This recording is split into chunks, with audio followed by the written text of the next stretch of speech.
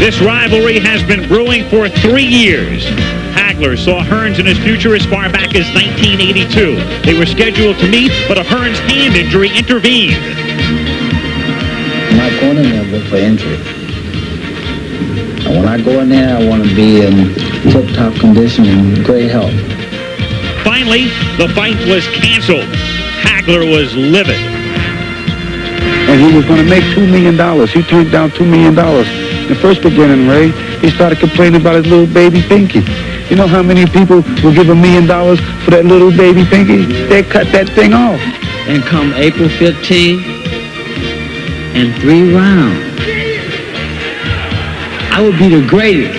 And Tommy said, I'm going to be laying down there and his hands are going to be raised. I feel almost the same way, but when the smoke clears, because I'm coming out smoking, as you know, but when the smoke clears, it'll be my hands that'll be raised. After 3 long years, the war of words will be settled amidst the neon of Las Vegas, Nevada. Hagler and Hearns have descended upon Caesar's Palace to end their dispute and treat the public to the fight of the year. The hype is over, and the drama begins as we await the opening bell between 2 great champions, Marvelous Marvin Hagler and Thomas Hearns. And we are live from Caesar's Palace in Las Vegas, Nevada, where Top Rank presents World Championship Boxing. It's time for the main event. It's scheduled for 12 rounds. Marvelous Marvin Hagler against Thomas Hitman Hearns. And look at this scene here. You know the middleweight division has always been one of the most popular. The men are big enough to hurt. They're little enough to be quick, deceptive in the ring. Sugar Ray Robinson is here tonight. He's been voted the greatest middleweight champ of all time. How about the 2 old-timers? Stanley Ketchel, the Michigan assassin. Harry Greb, who fought the last part of his career with one eye. Then there was the toy bulldog, Mickey Walker, who lived on the fast track. And the smooth man from Argentina, Carlos Monzon, who defended his middleweight title 14 times. And that's the goal, the mark that Marvin Hagler is after. So there you have some of the great middleweights of all time. Gene Fulmer's here tonight, Carmen Basilio from Syracuse, and you've already met Jake LaMotta. Right now, we're going to meet the fighters themselves. We're going to see some of their highlights of their career, and we're going to hear them from the last moment now in person. First, a look at the champion. Ladies and gentlemen, the undisputed middleweight champion of the world, Marvelous Marvin Hagler. The road to the title was frustrating for the Marvelous One. It was back on November 30th, 1979, that Hagler had his first shot at Vito Antuofermo's middleweight crown. In one of the most controversial decisions in the last decade, the fight was ruled a draw. Vito kept the belt, and Marvin walked away empty and bitter. But he used that anger almost 1 year later to fuel a vicious assault on the reigning champion, Alan Minter. Hagler had promised not to leave the decision in the hands of the judges. After 7 long years and 3 brutal rounds, Marvelous Marvin Hagler had won the middleweight title. Yet even in victory, a hostile British crowd hurled bottles rather than accolades at the new champion. With each defense, his image grew. On October 3rd, 1981, in his 3rd defense, Hagler was deadly accurate. He pitched an 11-round shutout of Mustafa Hamsho. The 55 stitches administered to the challenger have now become a grotesque reminder of Hagler's dominance. A year later, Fulgencio Oval Mejias had risen from the depths of a previous loss to the middleweight champion. This deadly right hand may have been Hagler's most devastating one-punch knockout of his career. Fully Oval would not return again. February 11th, 1983, in his 6th defense at Tough Grit, Tony Simpson fought hard for 6 rounds, but Marvelous Marvin was just too strong. In typical Hagler fashion, the number 1 challenger was beaten into the canvas.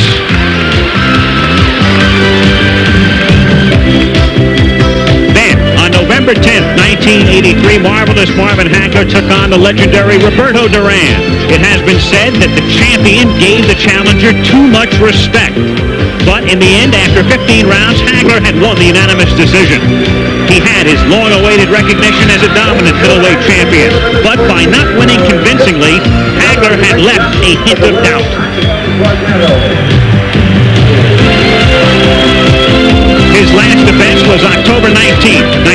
before. Remarkably, Mustafa Hamsho had returned as the #1 contender. His reward was more punishment from the champion. This time it lasted only 3 rounds as the undisputed middleweight champion, Marvelous Marvin Hagler, restored his image as one of the most powerful forces in boxing today. No longer is he called the Motor City Cobra. He has returned as Thomas, the Hitman, Hearns. Thomas Hearns exploded from the Motor City with a ferocity rarely seen in the sport of boxing. As the WBA welterweight champion, his lethal combinations destroyed challengers like Pablo Baez. After 32 consecutive wins, a dream match had been made. The showdown of September 16, 1981 will live on as a classic. Hearns took the early lead from Sugar Ray Leonard, but in the 6th, the gutsy WBC champion had Thomas in desperate trouble. The tide had turned. Remarkably, Hearns outboxed Leonard in rounds 8 through 12. And here in the 11th, it was Leonard who was struggling to survive with a battered left eye.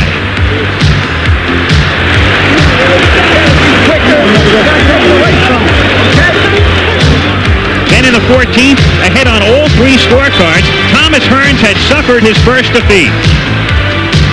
But after climbing in weight, the Hitman bounced back. It was on February 27, 1982 that Hearns stopped a tough middleweight, Marcus Geraldo, in the first round. Geraldo had gone the distance with Hagler.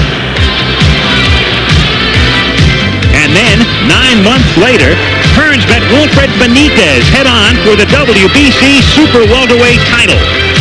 The challenger pressed the defensive champion all night, picking his shots and scoring effectively. In the words of his trainer Emanuel Stewart, he had outboxed the boxer. Hearns had also fought the later rounds with a broken right hand, but after 15 rounds, Thomas Hearns had won the majority decision. The Hitman had regained his pride and his status in boxing.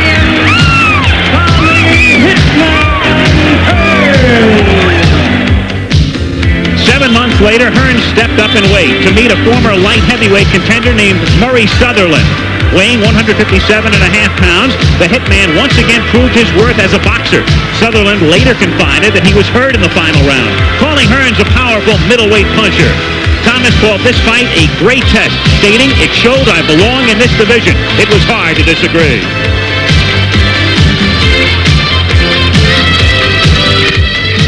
After crushing Duran in 2 brutal rounds, Thomas Hearns again successfully defended his WBC Super Welterweight title with a 3rd-round knockout of Fred Hutchings. The rebirth of the Hitman has struck fear in the boxing world as Thomas Hearns seeks his 3rd world title. It brings us to the fight. Both champions are peaking and both are determined.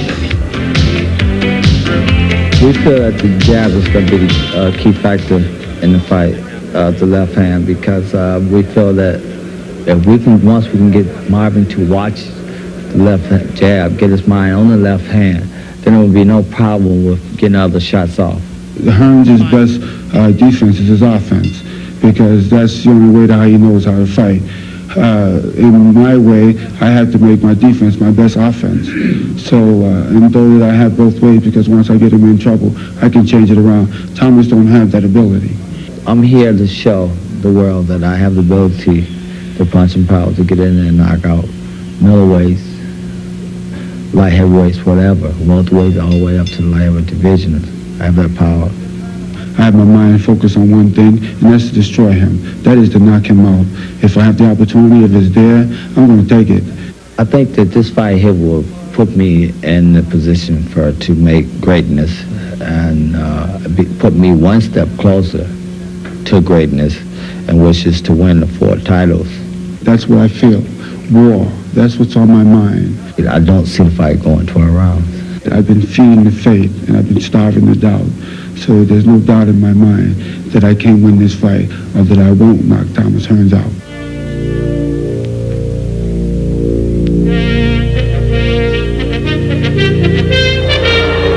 And war is right.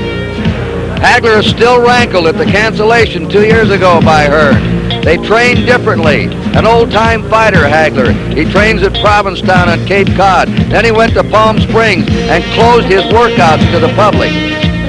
Hearns came into Miami Beach and then moved right in here to Caesar's Palace and had open sessions. In fact, he led Arabic dancing in the ring with 6 beauties there. It sort of reminds you of Muhammad Ali in his training days. But they're all set now. They want to get to it, and we're going to get right down to ringside to Al Michaels and Al Bernstein. All right, Kurt. Well, everybody's been talking about it. Hearns has certain hand speed, the jab and power and all of that, and Hagler is more resolute, and there are a million different factors involved here, and that's why there's been so much talk about who will win. For each man to win, what has to happen? What's the key for each man? I think for Thomas Hearns, he wants to establish his jab. It's very important, and be able to drop the right hand in. He thinks that he can do that against Hagler, and he thinks that he can keep Hagler on the outside by doing that. For Marvin Hagler, the key is to get by that jab, not just get by it, but get inside and then work to the body of that man, Thomas Hearns, and then eventually get to the head. I think the wild card is, will Marvin Hagler switch to righty effectively? If he does that, it might be the key to a victory for him. As is customary, it is the challenger who enters first. It is Hagler's title. Even though Tommy has won 2 titles, he does not own the middleweight crown that he seeks tonight, and thus he is the first to come in. And the long wait is over, as accompanied by the entourage. He is out of the dressing room and about ready to enter the arena.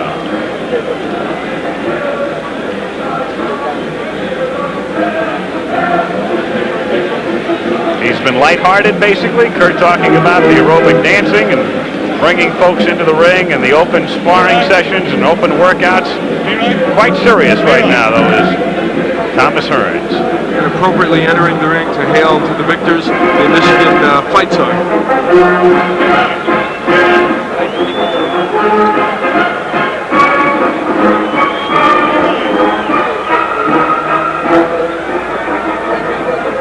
Still not in view of most here in the arena yet is Hearns, so no response as yet, but very shortly he will be approaching that part of the arena here at Caesar's Palace just about now, where they're beginning to take notice of the entry of Thomas Hearns as he comes down the aisle. The second time Thomas Hearns has had this kind of situation. The last time, of course, against Sugar Ray Leonard. He hopes this turns out differently. Now he's spotted.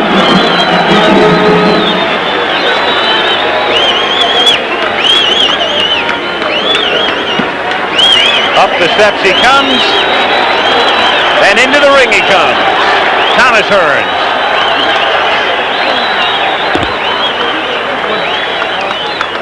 The only loss, of course, to Sugar Ray Leonard back in 1981, a fight in which he was ahead. He had shown his boxing skills in that fight against Leonard, and many think they may come into play tonight. If Hagler would hurt him early, as Leonard did, that man, Thomas Hearns, has the speed to get on his bicycle and duplicate what he did against Leonard, at least for a certain portion of those fights. He'd like a first-round knockout here. He says he'll do it in 3. We'll see. Took the ram out in 2. After the fight, we will have it in Thomas Hearns in the ring and awaiting Marvin Hagler, who loves to, among other things, make people wait. He is renowned, as you see, the very able corner of Thomas Hearns. And you know, when he fought Sugar Ray Leonard, Al, there was criticism of Emmanuel Stewart. Normally a very calm corner for Thomas Hearns. On that night, the most pressure-packed of his career, there was some chaos in that corner. Emmanuel says we learned from our mistakes with Leonard, and we feel we've got it all together now. I'm curious as to the response when Hagler comes in. I thought it was sort of muted in a way. There was some cheering for Hearns, but nothing outrageous by any stretch of the imagination. Could just be a muted crowd right now. We're going to find out. It's possible, or in fact, Hagler is the favorite of the crowd. Yep. Which would be odd, considering that, as you said, the betting money is switched back and forth. And if you talk to, as I said, if you talk to any 10 people, you're going to find 5 for Hearns, 5 for Hagler. So it's been a very divided group of people here in Las Vegas, and I suspect around the country as well. Here he comes. Marvelous Marvin Hagler, out of Newark originally, now Brockton, Massachusetts, coming in to a mixed response.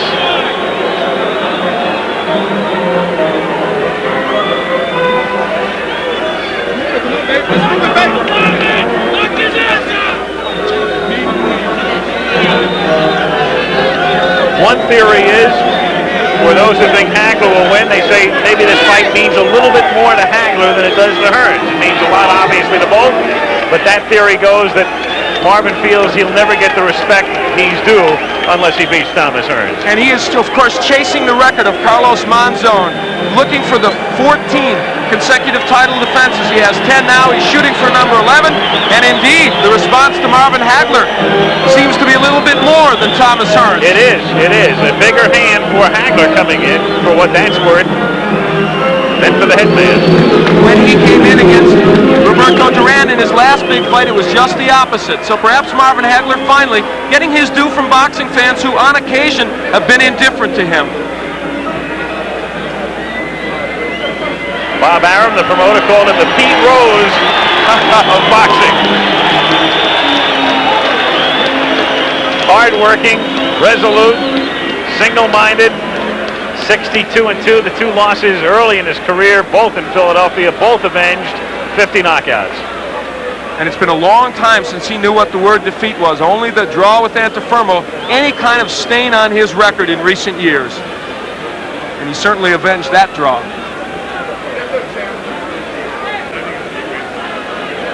A look at the tail of the tape, it tells you what you know probably already about the big reach advantage, the height advantage for Thomas Hearns, and that's a key element in this fight. But for Marvin Hagler, he expects to get inside against Hearns, and if he doesn't do that, could have a long night.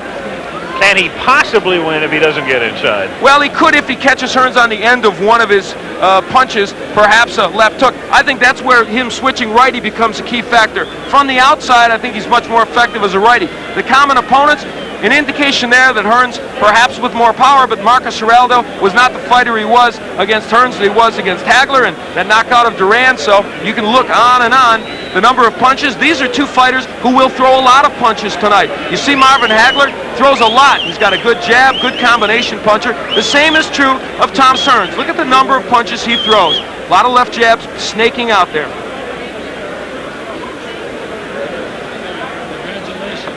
So the pomp and ceremony still taking place. We're going to have the national anthem shortly. Al, here's the difference now. From Nevada, we go to WBC rules. And these will change somewhat. 10-point must system still in effect.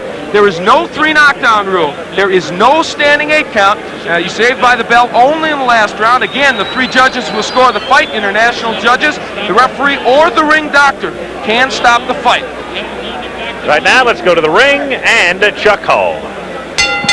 Ladies and gentlemen, I would direct your attention to the lighted tower, the Fantasy Tower at Caesar's Palace, just to the northeast of us, and you will see unfurled the largest American flag in the world.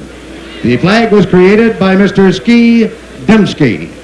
And now it gives me a great deal of pleasure to introduce a very talented young man as I ask you to rise, please, as our national anthem will be presented by Doc Severinsen.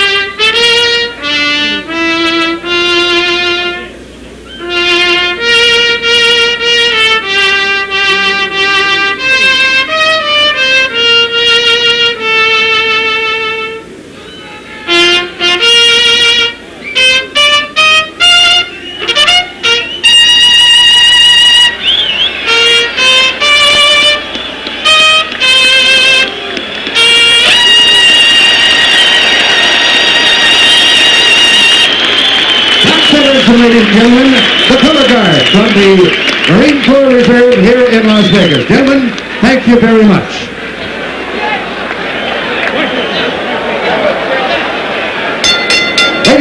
gentlemen, the officials assigned by the Nevada State Athletic Commission for the next event of the evening. The judges are Dick Young of Los Angeles, California, Herb Santos of Reno, Nevada, and Harry Gibbs of England.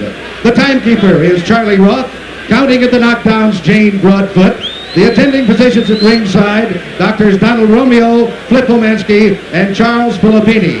Your referee for the next event of the evening is Mr. Richard Steele. This is the main event of the night. 12 rounds of boxing for the undisputed middleweight championship of the world. Introducing, in the red corner, the challenger, the WBC Super Welterweight Champion, fighting out of Detroit, Michigan, weighing 159 3/4 pounds. His professional record consists of 40 wins, 1 defeat, with 34 KOs. Ladies and gentlemen, here is Thomas, the Hitman, Hearns.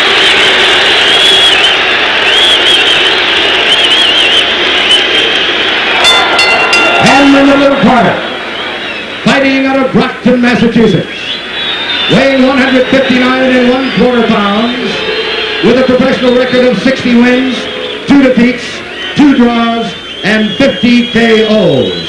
Ladies and gentlemen, the undisputed middleweight champion of the world, Marvelous Marvin Hagler.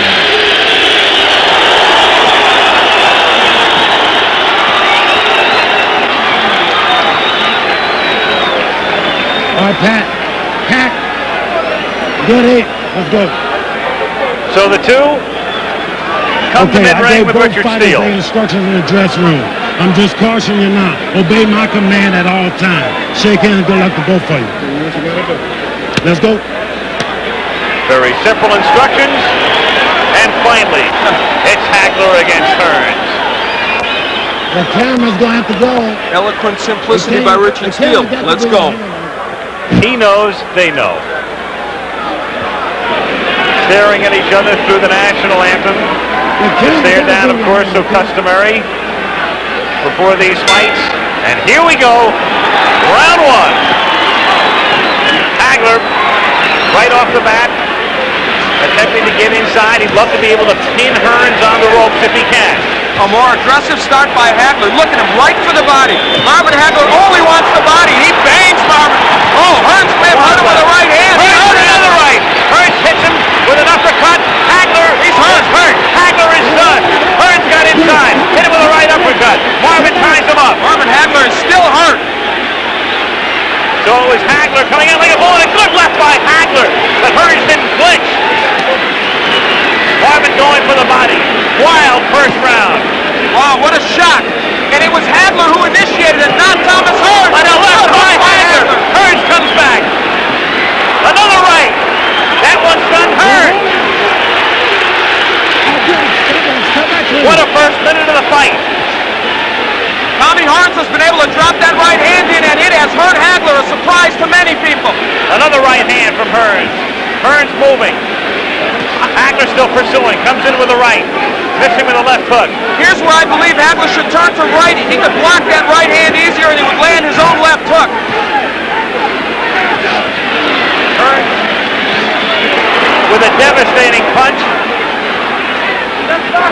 Swelling near Hagler's left eye. Again, Tommy trying to come inside the hands of Hagler. Low blow by Hearns. Hagler still looking for the body. A right by Hagler. Good right got in. He has Hearns where he'd love to keep him on the ropes, but Tommy comes off easily. Another good right by Hearns. Hagler is now shaking those right hands off, though, Al. He was stunned a little early, and he's normally a slow starter. He's also bleeding. Hagler is cut. Hagler is cut. Bridge of the nose. Hagler hitting him low. He is banging the body well. He is taking shots to the head. He blocks that right. Hearns tries to come in with the uppercut, and Hagler ties him up with a minute to go in a wild first round.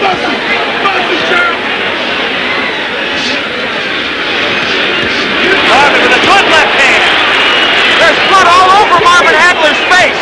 Can't tell where it's coming from. I thought it started at the bridge of the nose originally, but blood all over the face of Hagler here in round 1. But Hagler has him on the rope. Hagler working on him. Hagler relentless, but Hearns trying to box his way out. Half a minute to go in round 1. How far can this one go?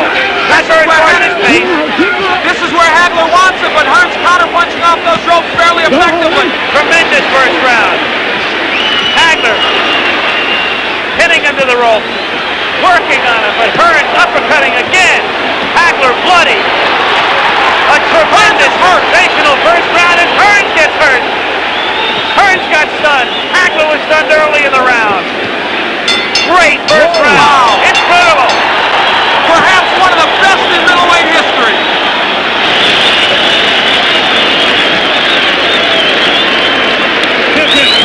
That was an entire fight encompassed in 3 minutes. Where is it? Right there. Don't try to reach it. Don't worry about the gun, man. Close your eyes. Close your eyes.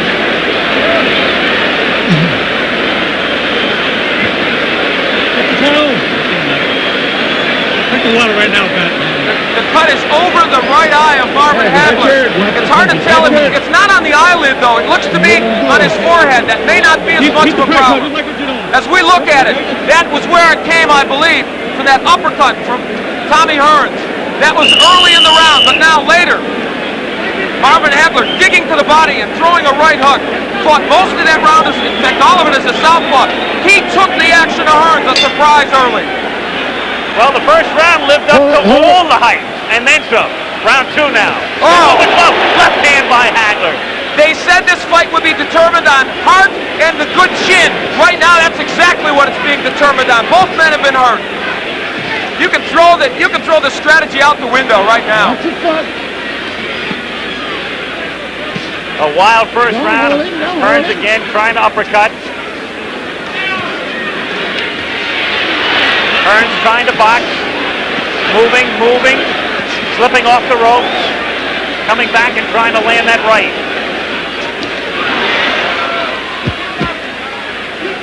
They are yelling, keep boxing, Tommy, from his corner, and that looks like what he's going to try and do in this fight. Hearns off balance, his foot was stepped on, not close to a knockdown. Excuse me, Al. Hagler turns righty. I think this could be a key moment in this fight.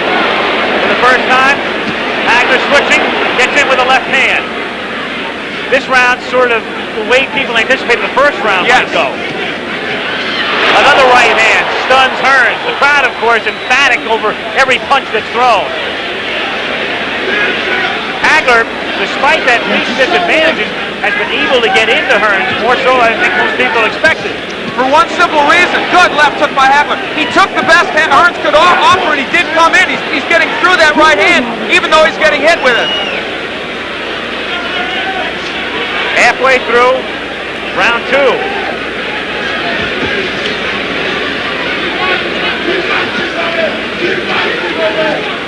Hagler has fought most of this round as a righty. Now he switches southpaw and lands. Not as effective as a righty as I thought, but now as a southpaw, the jab lands well.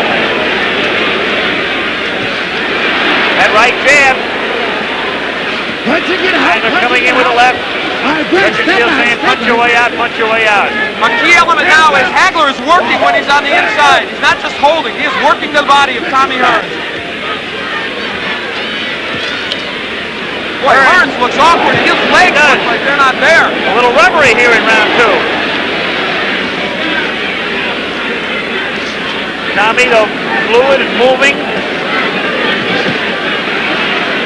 Trying to get inside again. The cut opens up over Hagler's forehead. And the blood begins to trickle down. Hagler working inside, now up top. Half a minute to go in round 2. What a left. Hearns trading with him. Hagler comes down to the right, a left, and another right. He has Hearns in trouble on the ropes. Tommy trying to punch his way off the ropes. Hagler wants to keep him there, goes to the body. Hagler throws low blows. Marvin Hagler wants to turn this into an alley war, and he's done it. Another low blow. Richard Steele may take points away soon, but will it matter? Second round coming to an end. Hagler bloody, but very much unbound. End of round 2.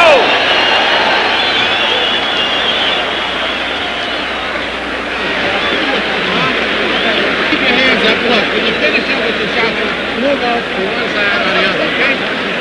You're not boxing to be out here. Try to work on letting him miss with the left and going over here and then coming back with the right, okay?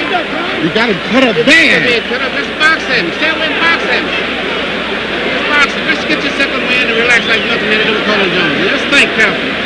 Let's box him. When you get through with your shot, move off to one side or the other. You're getting hit on tail end punches. You understand? You can hear Manny Stewart talking to Hearns. They work on the cut of Hagler. You had him going. And the Petronelli's good cut men. Goody and Pat have done an excellent job on the cuts of Hagler. What a shock that that man initiated this war right from the beginning. And you know what? I thought he would do well as a righty. He has done better as a southpaw, and he may stay at that. Again, Stewart telling Hearns to box.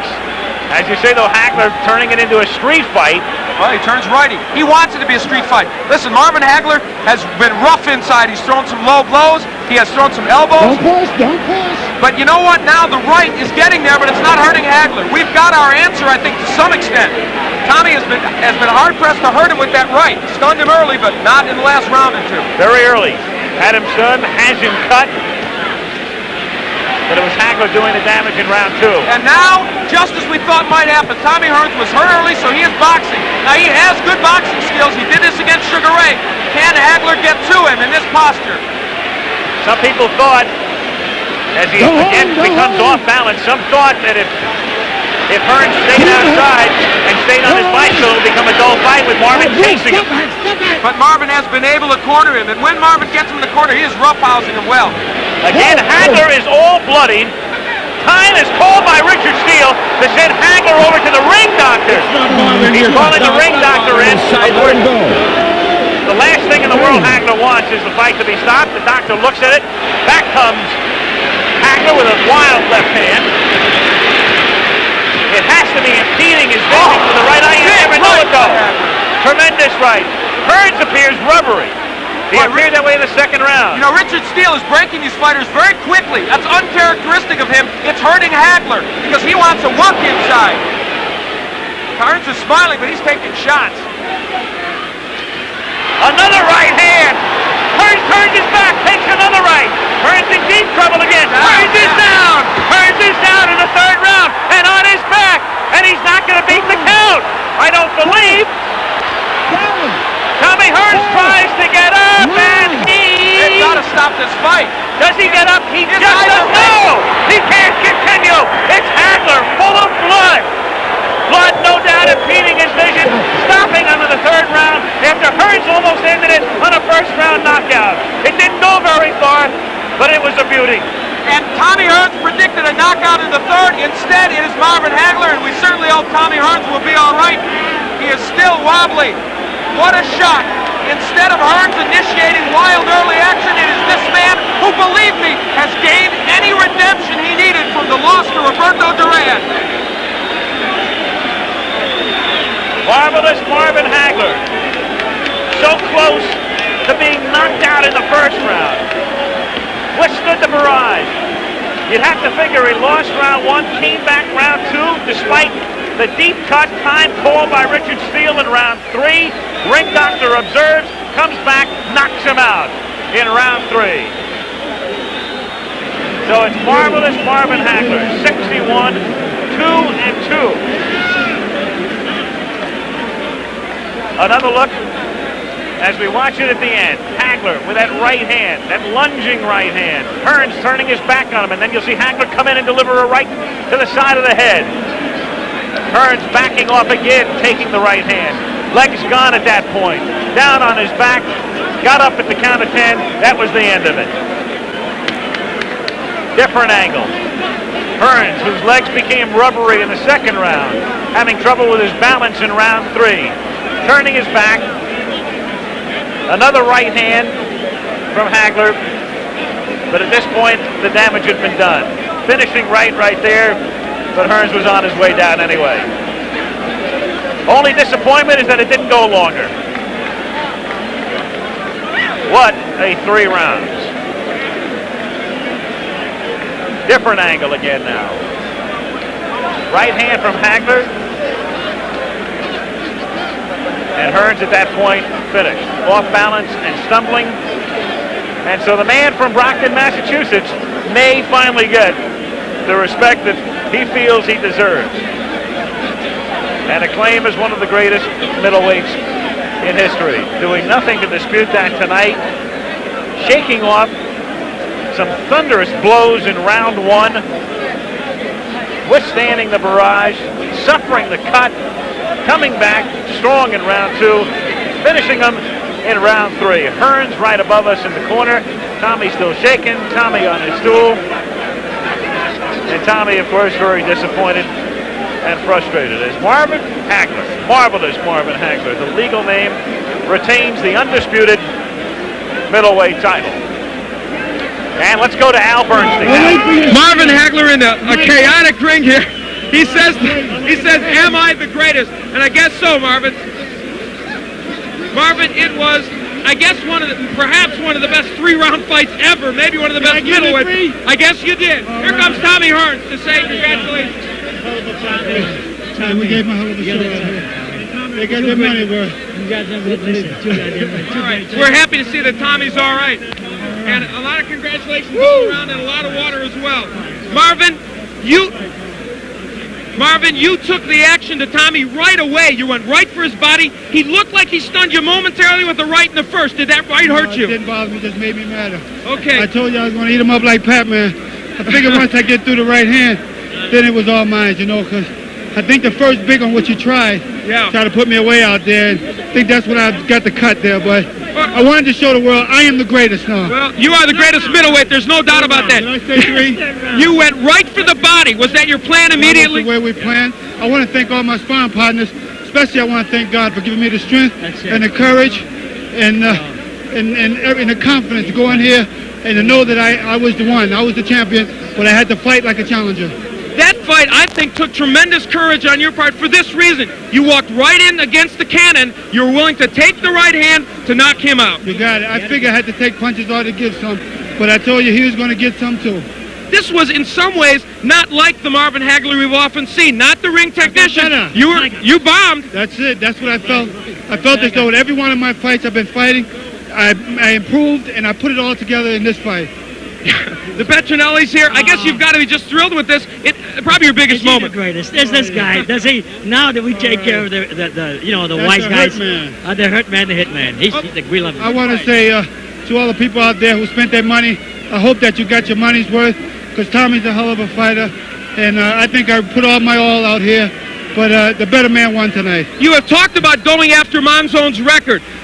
Is it still on your mind? And I guess this just fuels you. Getting that record might put you in that class of the greatest middleweight. Definitely. I'm still after Monzone's record, but I don't think that I'll have a big media hype as I did with this one, so I'm going to continue. Okay. This is one of my toughest fights. Marvin, congratulations. Thank you. Let's go back to Kurt Gowdy. There's been a lot of talk about Hagler retiring. His wife, Bertha's here. There are 4 children, and she wants him to retire. When they ask... Ladies and gentlemen, let's go down. Referee Richard Steele stops the bout at 2 minutes, 1 second of the 3rd round. The winner by a TKO and still undisputed middleweight champion of the world, marvelous Marvin Hagler.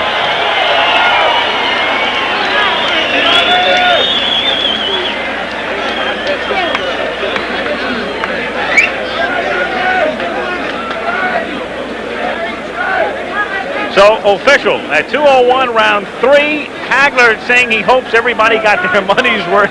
It was a great 8 minutes. It was a great 8:01. It was an incredible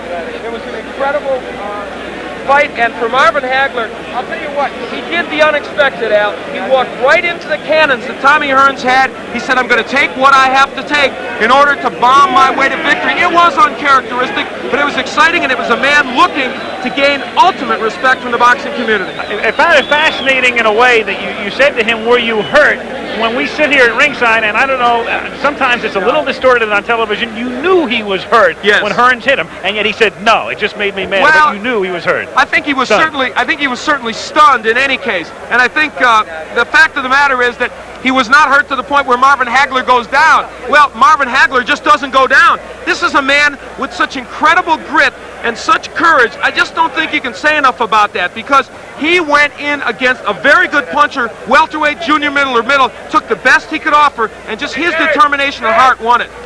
Some thought that he would take Hearns' best shot and leer at him or grin at him. He certainly didn't do that. He was stunned by it, but he was able to withstand it, win the 2nd round, knock him out in the 3rd. So, A great 8 minutes of boxing. Kurt Gowdy, you have seen World Series and announced Super Bowls and just about everything in your lifetime. I'd have to think you thought that was a pretty good fight as well. Well, that's right. I never saw a better 3 rounds. You know, I was just sitting here.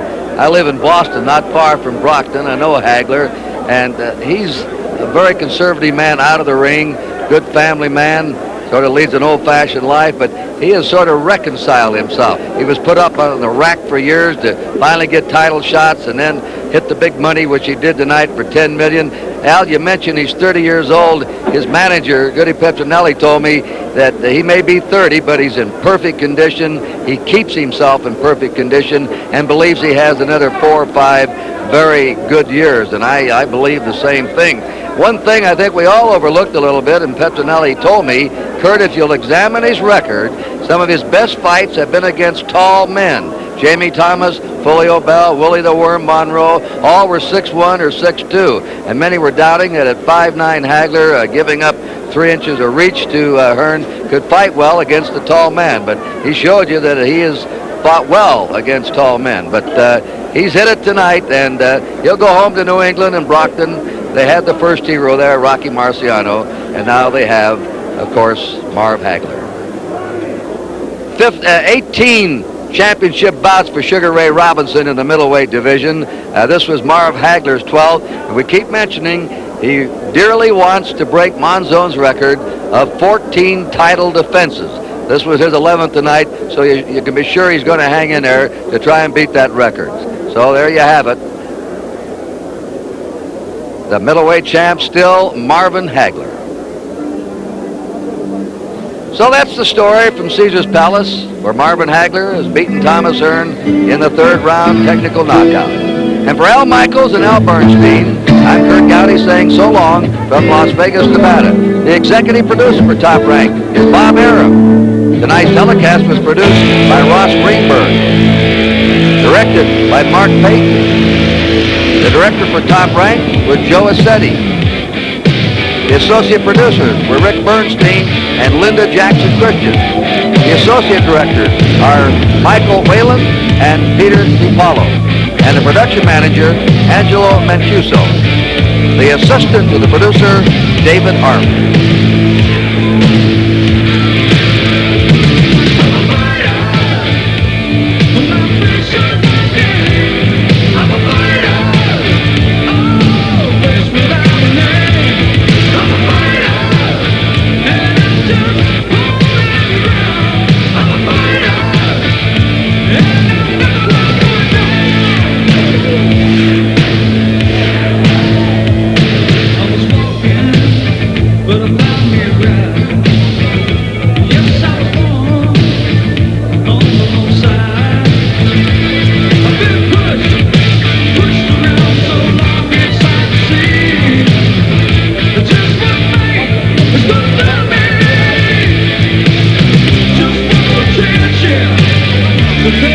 The